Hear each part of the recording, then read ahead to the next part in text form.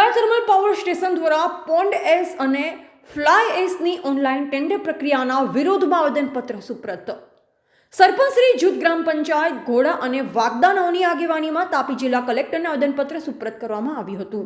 Thermal power સ્ટેશનની સ્થાપના માટે આદિવાસીઓની મહામૂલી જમીન પાણીના ભાવે સંપાદન કરેલ અને રોજગારીની ખાતરી સરકાર અને કંપની દ્વારા સ્થાનિક અસરગ્રસ્ત લોકોને આપવામાં આવેલ.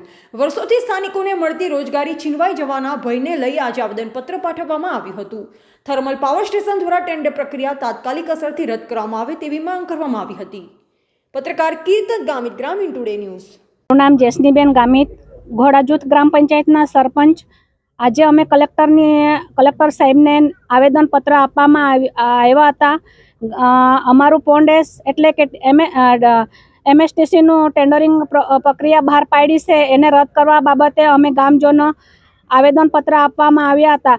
કારણ કે અમારા સ્થાનિક લોકો અસરગ્રસ્ત ઘોડા અને વાગદા ગામ અમે અસરગ્રસ્તમાં છે અને અમને પ્રથમ પ્રાયોરિટી આપવી જોઈએ. એ પ્રમાણે અમને પહેલેથી 20 વર્ષ પહેલાં અમને જે પ્રમાણે ગામજનોએ રોજગારી ચાલતી હતી તે પ્રમાણે ચાલવી જોઈએ.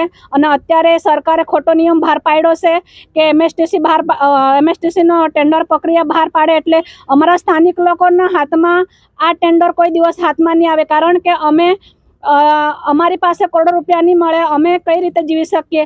અમારાથી ટેન્ડર નહીં ભરી શકાય એવી પોઝિશન છે.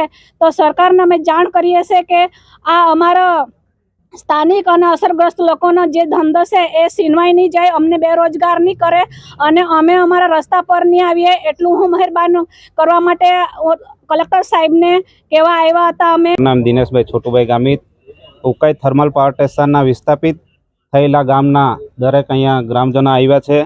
અમે MSTC ટેન્ડર પ્રક્રિયાનો વિરોધ કરી રહ્યા છે, કેમ કે એમાં અમારા ગ્રામજનોને ઘણું મોટું નુકસાન થાય એવું છે. એમાં કમસે કમ અમારી 100 જેટલી ગાડીઓ ગ્રામજનો ચલાવે છે.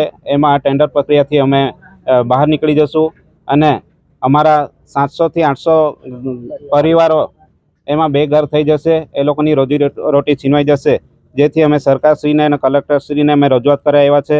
આ ટેન્ડર પ્રક્રિયા તાત્કાલિક ધોરણે બંધ કરાવે અને આવું ન થાય તો અમારા 800 મેગાવોટનો હાલ અત્યારે પ્લાન્ટ સ્થાપના કરવા જઈ રહ્યા છે, ત્યાં પણ અમારો ગ્રામજનોનો વિરોધ દેખાશે એવું લાગી રહ્યું છે. તો વધુ સમાચારો માટે જોતા રહો ગ્રામીણ ટુડે ન્યૂઝ. ગ્રામીણ ટુડે ન્યૂઝને લાઇક, શેર અને સબસ્ક્રાઇબ કરો.